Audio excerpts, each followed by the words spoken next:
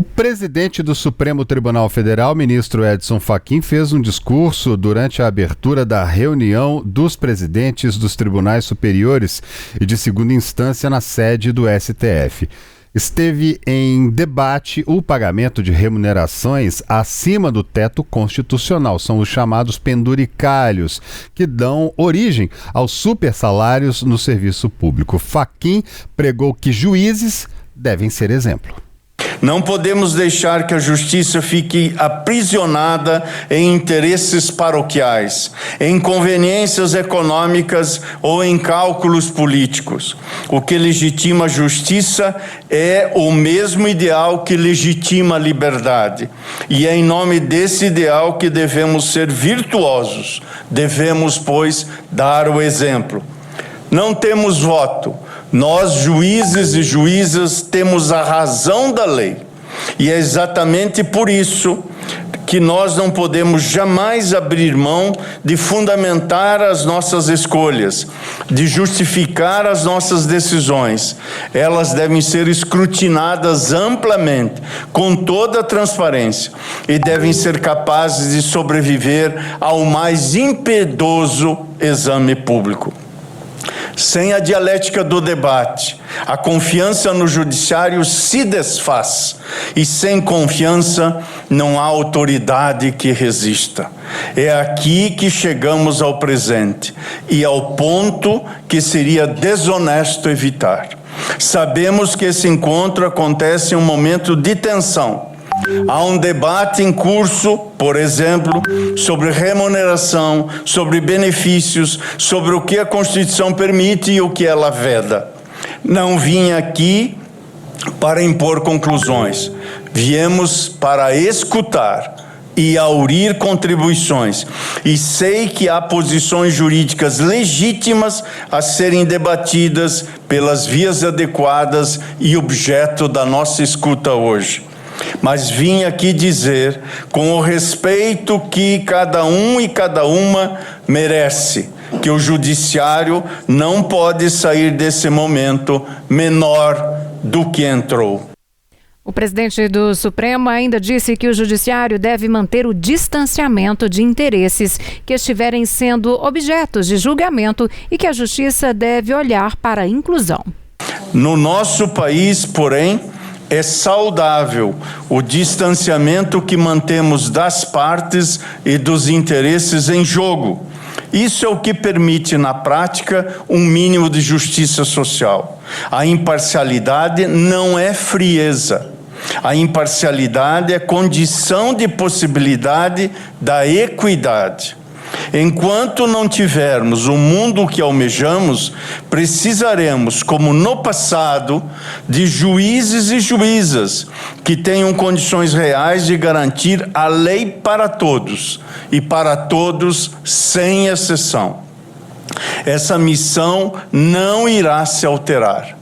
Mas se ainda é possível lembrar das palavras do saudoso professor Dalmo Dallari, o futuro do Estado é a nossa democracia.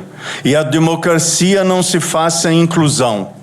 O grande desafio de nosso tempo está em promover a inclusão verdadeira de uma camada imensa de pessoas que ao longo dos séculos estiveram à margem da lei. Não porque a lei as excluísse no papel, mas porque o Estado nunca chegou até elas de fato. A minha geração é a de quem defendeu a democracia.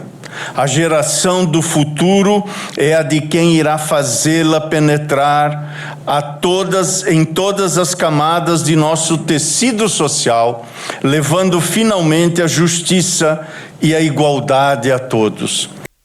Tá, aí são as palavras do ministro, presidente do STF, Edson Fachin. Nessa segunda, esse ministro prometeu, inclusive, a representantes da OAB que as apurações do caso Master vão seguir mesmo que envolvam ministros da corte e que nada ficará debaixo do tapete.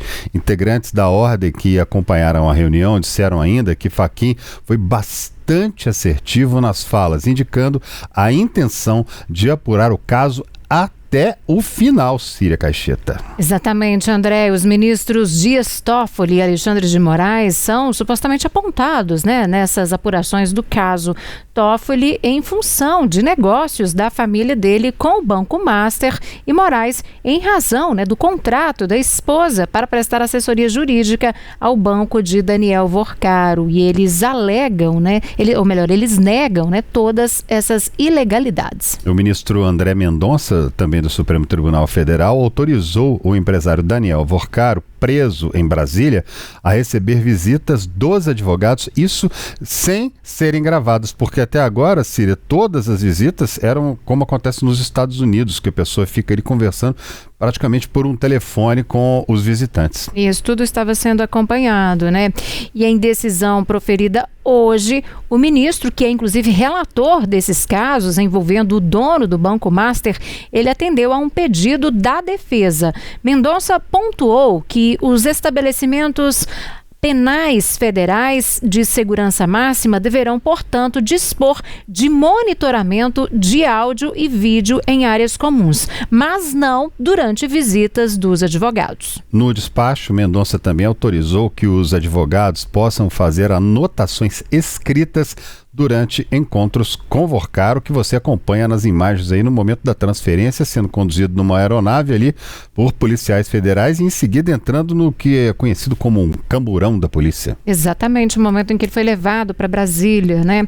E nesse pedido que a gente está falando, que foi acatado pelo ministro, a defesa de Vorcaro requer ali a possibilidade de realizar visitas todos os dias ao cliente, independentemente de agendamento e sem realização de qualquer tipo de monitoramento ou gravação por áudio e vídeo, como a gente disse. E mais uma informação, Síria, que chega sobre o caso Vorcaro, é que o ex-banqueiro utilizava bloqueadores de drones nas festas promovidas, né, em Trancoso, na Bahia, equipamento, gente, que normalmente é utilizado por forças armadas de diferentes países. Era tudo monitorado, nem drone podia chegar perto. Nada, muito sigiloso tudo isso, hein? Segundo informações do portal Metrópolis, o objetivo era evitar que drones, né, controlados aí por outras pessoas, revelassem imagens e detalhes também sobre esses eventos, como identidade dos convidados, né, garantindo um ambiente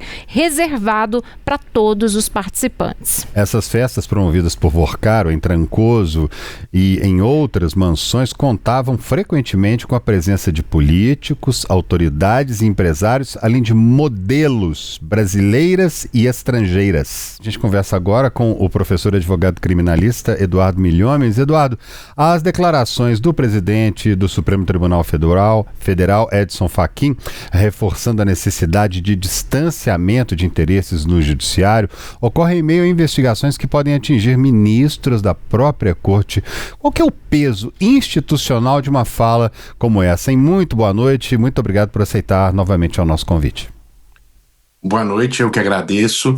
É um peso enorme, né? O presidente da corte, da Suprema Corte Constitucional, aquele que detém o poder agora de administrar essa corte, dar uma declaração destes fatos, ele está agora fazendo uma defesa do órgão Supremo Tribunal Federal e demonstrando que vai ser apurado.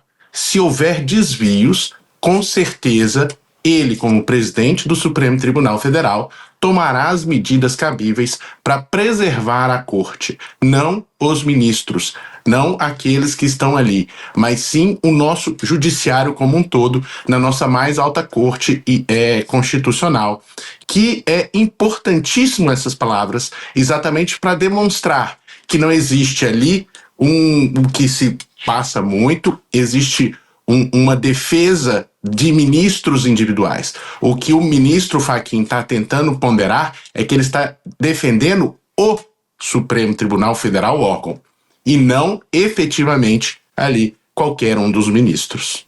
Agora, Eduardo, você acredita que a abertura dessas apurações pode aumentar aí a pressão por mais mecanismos de controle e transparência sobre o funcionamento do Supremo Tribunal Federal? a gente está passando por um momento, Síria, que não só o Supremo Tribunal Federal, acredito eu que todos nós temos que fazer um autocontrole. Não só o judiciário, todos os outros órgãos, o Ministério Público, a Ordem dos Advogados, todos têm que verificar que não o Supremo está ali sendo bombardeado com essas medidas, mas a gente tem que lembrar que existe um outro lado também. Um outro lado da sociedade que contrata escritórios e faz uma ponderação que escritórios que tenham filhos de ministro, filhos de pessoas que possam adentrar, possam fazer esse trânsito. Também temos no Estatuto da Ordem pessoas, e parece que a Ordem não abre e fica meio calada sobre isso, como esses escritórios que têm filhos de ministro, quando advogam nesses tribunais superiores e ali estão, por que a Ordem não fala, então, a gente precisa fazer um compliance? Nós, advogados, gostamos muito dessa palavra, compliance. Por que não fazer um compliance nos escritórios de advocacia também e mostrar, não, olha, apesar dela advogar ali naquele contexto, quando ela está advogando no Supremo Tribunal Federal, que abre a possibilidade de ter um ministro julgando aquilo, você efetivamente não vai ganhar nenhum dinheiro. Então, aquilo ali, a Ordem tinha que controlar isso também. E agora, parece que nós tivemos outro... E quantas vezes vários fóruns são patrocinados por instituições financeiras, várias instituições financeiras fazem esse tipo de abordagem. A gente já teve uma discussão sobre isso, não é corrupção, mas é uma questão de moralidade para todo mundo. Qual é o valor que uma empresa pode doar para o judiciário para ele fazer um fórum, para ele fazer uma palestra, para ele fazer alguma coisa nesse sentido? O nosso legislativo precisa efetivamente ponderar sobre esses assuntos. Eu acredito que o sistema merece um novo, não um retrocesso, mas uma nova amplitude de futuro para que todos tenhamos, sim, aí um sistema páreo, onde está tudo certinho e sai da discricionariedade de um órgão, de um ministro, de um juiz. Ontem, o governador mineiro Romeu Zema esteve em Brasília, né? Foi protocolar lá um pedido de impeachment contra o ministro Alexandre de Moraes e ele trouxe um argumento. Todos nós estamos sujeitos a erros, por que não membros da Suprema Corte, da mais alta corte num país? É natural que sim, é uma verdade que ele diz. Agora, a dificuldade muitas vezes que a gente vê, que a gente enxerga do lado de cá, é que existe uma espécie de blindagem dentro da Suprema Corte, como se todos fossem, aí eu vou até usar essa expressão, intocáveis ou que nunca cometem erros. Sim, ministros cometem erros e equívocos e precisam revisar determinadas condutas. Por que não dizer isso, né, Eduardo? Exatamente, eu acredito que todos, é o que eu venho falando, acredito eu que todos nós temos que rever essas questões, colocar a nossa democracia, sim, em uma nova frente, em uma análise geral, dentro mesmo dessas coisas, onde o que se tem aqui são questões que tinham que ter vindo a público. Se um banco doa para o judiciário fazer um fórum, que se tenha regras para isso. E essas regras têm que ser visualizadas por toda a população. A população tem que saber, olha, esse banco, essa instituição financeira, essa empresa doou tanto para o judiciário. Está todo mundo de acordo com isso? Faz parte disso? Ou não? Ou a gente vai fazer uma lei, fazer um organograma e exigir que isso não aconteça mais. Eu acredito que o que está sendo posto agora, está sendo aberto, escancarado agora para todo mundo, tem que ser efetivamente debatido e arrumar, dar um contorno, né? Dar uma melhorada nessa máquina sistêmica que é muito importante para que as instituições não percam, isso é grave, as instituições perderem a sua credibilidade por causa de atos de pessoas que estão ali como órgão, os ministros e os juízes, os promotores e etc., por aí vai. Então a gente precisa debater essas questões, nós precisamos realmente fazer essa melhor forma de termos essas coisas. Agora, Eduardo, outro ponto que eu queria tratar com você, essa presença constante que a gente vem vendo aí as notícias, né, de autoridades, de políticos, de pessoas conhecidas em festas que foram realizadas aí por investigados, como é o caso, né, dessas festas promovidas que a gente vem tendo conhecimento por agora de Daniel Workário. Tudo isso tem, de fato, um peso aí nas investigações jurídicas, ou isso se resume ao campo ético e político? Síria, essa é a grande questão. Se o funcionário público, e aí eu estou falando em todos os campos, seja ele político, seja ele por mandato, seja ele um ministro, seja ele um juiz, um promotor, um deputado e etc. Se ele usa o cargo dele para receber uma vantagem, para realizar um ato, ou deixar de realizar um ato que a lei manda ou a lei proíbe, o que a gente tem aqui é uma corrupção. Agora, se ele é presenteado, e nós já tivemos essa discussão outrora com o nosso ex-presidente recebendo joias, se essas joias eram ou não eram, então falta legitimidade, falta uma legislação mais séria para a gente saber quais são os limites que esse funcionário público da corrupção não tem o que discutir. A lei é bem clara, o tipo penal, o crime está bem definido. Agora, nós temos questões éticas e acho que passou da hora da gente estabelecer uma legislação e parar de achar que o lobby não existe. O lobby existe e sempre existiu. A questão é que o lobby ele é feito de forma oculta.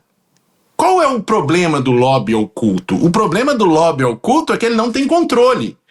Alguns países, como os Estados Unidos, o lobby é liberado, mas ele, como é o controle? O controle é social. Eu sei muito bem quem são os lobistas e eu sei que aquele deputado, aquela pessoa recebeu presente e etc, porque isso tem que ficar o quê? Isso tem que ficar registrado. Porque se não ficar registrado, aí você tem indícios não de lobby, você tem indícios de corrupção. Aqui a gente tem uma zona cinzenta exatamente porque, olha, o lobby, né? Porque o lobby ele não deve existir, a gente faz pelo povo. Eu acho que é uma negação de uma realidade. E isso é um problema, porque a gente fica nesse limbo. São os limites? Quais são os limites de uma empresa pagar uma viagem, de uma empresa dar um presente para um deputado? Qual é o limite disso? Isso a gente tem que começar a discutir. Se a gente não discutir, esses casos vão ficar aí batendo e tirando a credibilidade dessas instituições. Me fez pensar aqui, Eduardo, naquela frase antiga que diz o seguinte: fique perto dos seus amigos e mais perto ainda dos seus inimigos, né? Muitas vezes, né, não existe, como você falou, é uma coisa velada, mas assim, olha, aqueles ali podem nos atingir, vamos ficar próximos dele e vamos fazer o seguinte, por exemplo, no caso do Alexandre de Moraes, contratar a empresa da esposa dele, automaticamente ele vai conversar com ela, vai haver, e não precisa dizer que está fazendo alguma coisa errada, e não está fazendo alguma coisa errada se isso é permitido. Agora, a partir do momento que isso fica, entre aspas, sob uma determinada cortina de fumaça, esse lobby está acontecendo, só que de forma legal. Agora, dizer que é de forma legal é uma coisa, dizer que é de forma moral é outra, é uma distância gigantesca, né? Terra-sol, né? Exatamente. É o que a gente está discutindo aqui, e eu falo com isso, a moralidade disso é questionável. Eu acho totalmente questionável. Se a gente vive em um país que preza, ainda mais indo do poder judiciário, que é aquele que tem que balizar essas situações, o poder judiciário que baliza, que põe fim num conflito, como que você pode ter sequer uma mancha, uma sombra de dúvida que aquele juiz é imparcial. Nenhum outro órgão é chamado à imparcialidade. O promotor de justiça, o Ministério Público, não lhe dão imparcialidade. O Legislativo, muito menos. O Executivo também não. O único que tem imparcialidade, que é exigida a imparcialidade, se chama Judiciário. E daí as amarras serem muito mais fortes. Vejam, um juiz, ele não pode ser dono de nada. O único cargo que ele pode ter com o cargo de juiz é dar aula, ser professor. E ele precisa de mais. O juiz, qual vai ser o limite? Será que um juiz pode receber um presente de uma parte? E aí eu fico me pensando, quando lá, iniciando minha advocacia lá nos idos de 2000, quantas vezes eu via no fórum os advogados no final do ano entregando, alguns grandes escritórios entregando um vinho na vara, no uísque ali e etc. Era errado? Não era. Não tem a verdade é que não é errado ou certo. Na verdade que não é crime. Mas eticamente se comporta isso hoje? A sociedade aceita essa questão hoje? Nós, como sociedade, evoluímos para isso? Se a gente aceitar, quais são os limites? É um vinho? É um valor? É um tempo?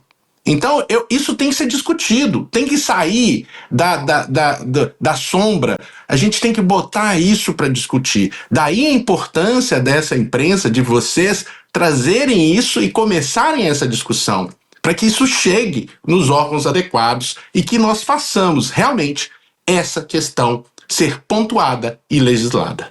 Agora, Eduardo, outro ponto que nós trouxemos agora há pouco aqui no nosso noticiário é essa autorização, né, do ministro André Mendonça, atendendo a um pedido aí da defesa de Daniel Vorcaro, de que esses encontros dos advogados dele com o cliente, né, não sejam de fato gravados, né, que eles tenham o anonimato ali naquele momento, né? Qual que é a importância dessa garantia na sua avaliação em casos de grande repercussão como esse?